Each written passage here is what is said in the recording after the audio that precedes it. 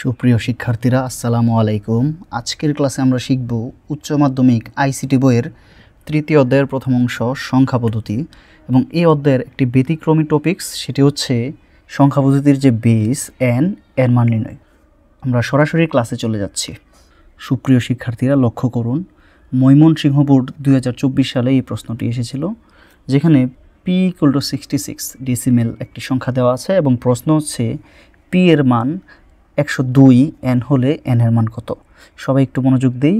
P = 66 এবং এই সংখ্যাটা আছে ডেসিমালে, এবং আবারও বলতেছে পি এর মান 102, অর্থাৎ এইখানে যে 66 এটাও পি এর মান, আবার এইখানে যে 102 এটা হচ্ছে পি এর মান, বাট এখানে বেসটা ভিন্ন হবে। এখানে বেস হচ্ছে ডেসিমাল মানে 10, আর এইখানে অন্য যে কোনো বেস হইতে পারে, অক্টাল বা হেক্সাডেসিমাল অথবা 6 ভিত্তিক 5 ভিত্তিক যে কোনো সংখ্যা পদ্ধতির বেস এখানে হতে পারে। এখানে এই সংখ্যা পদ্ধতির বেসের মান কত সেটি আমরা বের করব। এখানে 66 এবং 102 দুইটা সংখ্যাই কিন্তু পি এর মান, কিন্তু আমরা দুইটা সংখ্যাকে সমান বলতে পারতেছি না, কারণ হচ্ছে দুইটা সংখ্যা পদ্ধতির বেস আলাদা। এখানে পি এর যে মান 66 এটার বেস দেওয়া আছে ডেসিমালের 10, কিন্তু এইখানে পি এর মানের কোনো বেস নাই। তবে পি এর মান 102 এন, এখানে যে সংখ্যাটা আছে এটাকে যদি আমরা ডেসিমালে নিতে পারি, পি এর আরেকটা ডেসিমাল মান অলরেডি আপনাদের প্রশ্নে উল্লেখ করা আছে, সেই ক্ষেত্রে আমরা পি এর দুইটা মানকে সমান বলতে পারবো। তাহলে আমাদের প্রথম কাজ হচ্ছে যে 102 এন এই সংখ্যাটাকে আমাদের প্রথমত ডেসিমালে নিতে হবে।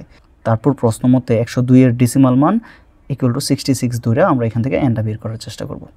এই পর্যায়ে আমরা 102 এন বেস বিশিষ্ট সংখ্যার সমকক্ষ ডেসিমেল মান নির্ণয় করব। আমরা জানি অন্য যে কোনো সংখ্যা পদ্ধতি থেকে যদি আমরা ডেসিমালে নিতে চাই, এই ক্ষেত্রে ওই সংখ্যা পদ্ধতির বেস দ্বারা গুণ করতে হয়। আমরা যদি অক্টাল থেকে নিতে চাই, প্রত্যেকটা সংখ্যাকে 8 দ্বারা গুণ করতে হয়। আমরা যদি হেক্সাডেসিমাল থেকে নিতে চাই, 16 দিয়ে গুণ করতে হয়। এবং আমরা যদি বাইনারি সংখ্যা থেকে ডেসিমাল সংখ্যায় যেতে চাই, তাহলে অবশ্যই বাইনারি সংখ্যা পদ্ধতির বেস অর্থাৎ 2 দিয়ে গুণ করতে হবে। তাহলে আমরা এই নিয়মটা অলরেডি সবাই জানি যে অন্য কোনো সংখ্যা পদ্ধতি থেকে যদি আমরা ডেসিমালে আসতে চাই, তাহলে ডেসিমালের বেস 10 নয়, অন্য সংখ্যা পদ্ধতির যে বেস আছে সেই বেস দিয়ে আমাদেরকে গুণ করতে হবে। এইখানে বেসের জায়গায় যেহেতু এন আছে, অর্থাৎ 102, এই সংখ্যাটাকে আমরা এন দিয়ে গুণ করব। তো আমরা শুরু করছি। 1 × n plus 0 × n plus 2 × n।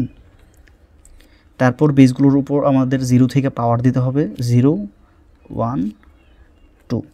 এবার যদি আমরা আরেকটু ক্যালকুলেশন করি, n² × 1 = হয়ে যাবে n²।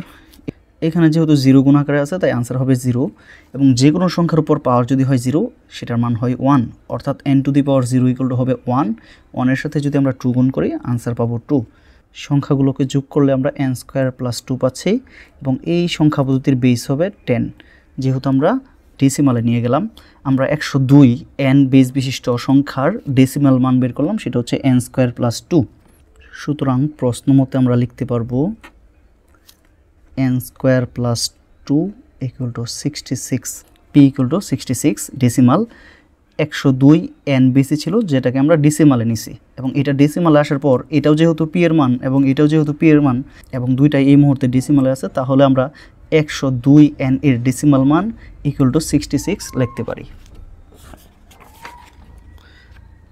এবার যদি আমরা স্বাভাবিক ক্যালকুলেশন করি, n² + 2 ওই পাশে গিয়ে হয়ে যাবে -2, তারপর n যদি আমরা রাখি, আমরা যদি রুট ওভার করে দেই, হয়ে যাবে 64। 64কে রুট ওভার করলে আমরা লিখতে পারবো +-8। যেহেতু মাইনাসের মান গ্রহণযোগ্য নয়, তাই n = 8, অর্থাৎ এই অঙ্কে সংখ্যা পদ্ধতির বেস n = 8।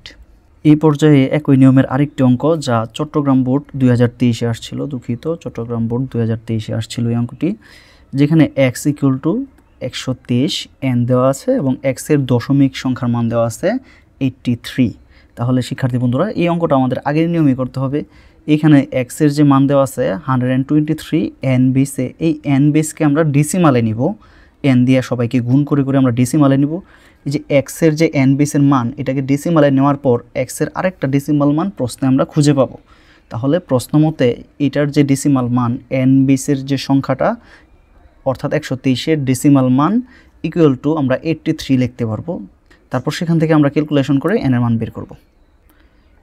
123 n এর সমকক্ষ ডেসিমাল মান হবে, অবশ্যই একে বেস দ্বারা গুণ করতে হবে, অর্থাৎ n দ্বারা গুণ করতে হবে। 1 × n + 2 × n + 3 ইন্টু এন, উপরে যদি পাওয়ার দিই 0 1 2, এখানে ক্যালকুলেশন করলে N square into 1 equal to N square, এনের উপর পাওয়ার 1 হলে এনই হবে এবং তার সাথে 2 গুণ হবে অর্থাৎ 2n, এবং n টু দি পাওয়ার 0 তে হচ্ছে 1, 1 এর সাথে 3 গুণ করলে আনসার পাবো আমরা 3। তাহলে আমরা 123 n বেসের সমকক্ষ ডেসিমাল মানটা পাইলাম n square plus 2n plus 3 এবং এর বেস হচ্ছে 10। আমরা এই সংখ্যার অর্থাৎ x এর একটা ডেসিমাল মান পাইলাম এবং আরেকটা ডেসিমাল মান প্রশ্নে দেওয়া আছে এবং সেই মানটা হচ্ছে 83।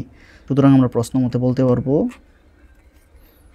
n square plus 2n plus 3 equal to 83।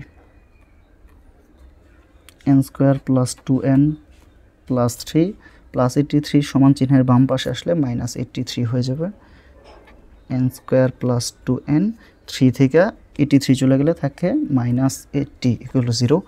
এই পর্যায়ে এসে আমাদেরকে মিডল টার্ম করতে হবে। মিডল টার্মের নিয়ম আপনারা সবাই জানেন যে এখানে n square plus 2n minus 80 equal to 0 আছে।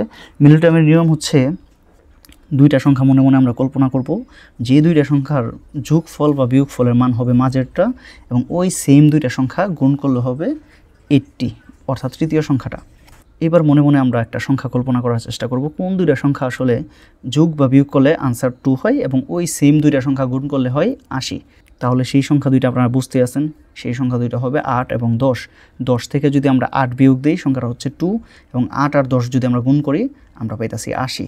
সো এখানে আমরা মিডল টার্ম করব, দুইটা সংখ্যা আমরা পেয়ে গেলাম, সেটা হচ্ছে 10 এবং 8। 10 থেকে 8 চলে গেলে আনসার হয় 2, তাহলে লিখতে হবে 10n মাইনাস 8n। তো 10n থেকে 8n চলে গেলে 2n থাকবে, প্লাসে মাইনাসে মাইনাস, 8 10 80 ইকুয়াল টু 0। তারপর আমরা প্রথম দুইটা থেকে n কমন নিতে পারি, n কমন নিলে থাকে n প্লাস 10। এখানে আমরা চিহ্ন সহ সংখ্যাটা যদি কমন নেই থাকে n, মাইনাসে মাইনাসে প্লাস, 8 দিয়ে যদি 80কে আমরা ভাগ করি আনসার পাই আমরা 10। তারপর আমরা জানি মিডল টার্মের নিয়ম, ব্র্যাকেটের ভিতরে দুইটা থেকে আমরা একটা লিখতে পারবো n প্লাস 10, তারপর ব্র্যাকেটের বাহিরে আছে n মাইনাস 8 ইকুয়াল টু 0। এবার আমরা হয় অথবা দিয়ে দুইটা ভাগ করে নিব। এই ক্ষেত্রে হয় n প্লাস 10 ইকুয়াল টু 0 অথবা n minus 8 equal to 0। Plus 10 সমান চিহ্নের ডান পাশে চলে গেলে হয়ে যাবে মাইনাস 10। n এর মান কখনোই মাইনাস হইতে পারে না, তাই এটা গ্রহণযোগ্য নয়। অপরদিকে মাইনাস 8 সমান চিহ্নের ডান দিকে গেলে প্লাস 8 হয়ে যাবে, সুতরাং n ইকুয়াল টু 8। আমরা এই অঙ্কটাও সমাধান করতে পারলাম, এই ক্ষেত্রেও n এর মান পাইলাম আমরা 8। তৃতীয় অঙ্কটা কোনো বোর্ডে আসে নাই, যেখানে m ইকুয়াল টু 2 টু 2 এবং বেস দেওয়া আছে n, অর্থাৎ m এর মান হচ্ছে 222 যার বেস হচ্ছে n, মানে অজানা একটা বেস। আবার অপর দিকে m এর মান দেওয়া আছে 114 যার বেস হচ্ছে ডেসিমাল। আমরা সব সময় একে ডেসিমালে নেওয়ার চেষ্টা করব। m এর যে মানটা দেওয়া আছে n বেসে, এই n বেসের ডেসিমাল মান আমরা বের করব। ডেসিমাল মান বের করা প্রশ্ন মতে এই n বেসের ডেসিমাল মান ইকুয়াল টু 114 ধরে সেখান থেকে আমরা n এর মান নির্ণয় করার চেষ্টা করব। এই ক্ষেত্রে 222 n বেসের সমকক্ষ ডেসিমাল মান আমরা জানি, সবাইকে n দিয়ে এই ক্ষেত্রে গুণ করতে হবে। 2 into n plus 2 into n plus 2 into n। এবার সবগুলা বেসের উপর আমাদেরকে 0 থেকে পাওয়ার দিয়ে আসতে হবে, 0 1 এবং 2 বা স্কোয়ার। তাহলে এখানে n স্কোয়ার আর 2 আছে, তাহলে হয়ে যাবে 2n স্কোয়ার। এখানে n এর উপর পাওয়ার 1 অর্থাৎ n এবং সাথে গুণ আছে 2 অর্থাৎ 2n হবে, এবং n এর উপর পাওয়ার 0 মানে 1, 1 এর সাথে যদি আমরা 2 গুণ করি আনসার পাবো 2। এই ক্ষেত্রে আমরা 222 n বেসের সমকক্ষ ডেসিমাল মান পাইলাম 2n square plus 2n plus 2। এই হলো ডেসিমাল মান, এবং 222 এই সংখ্যাটা m দিয়ে প্রকাশ করা হয়েছিল। m এর আরেকটা ডেসিমাল মান প্রশ্নে দেওয়া আছে, সেটা হচ্ছে 114। তাহলে আমরা প্রশ্ন মতে ধরতে পারি, প্রশ্ন মতে 2n square plus 2n plus 2 equal to 114। 2n square plus 2n plus 2 plus 114 সমান চিহ্নের বাম পাশে আসলে হয়ে যাবে মাইনাস 114 ইকুয়াল টু 0।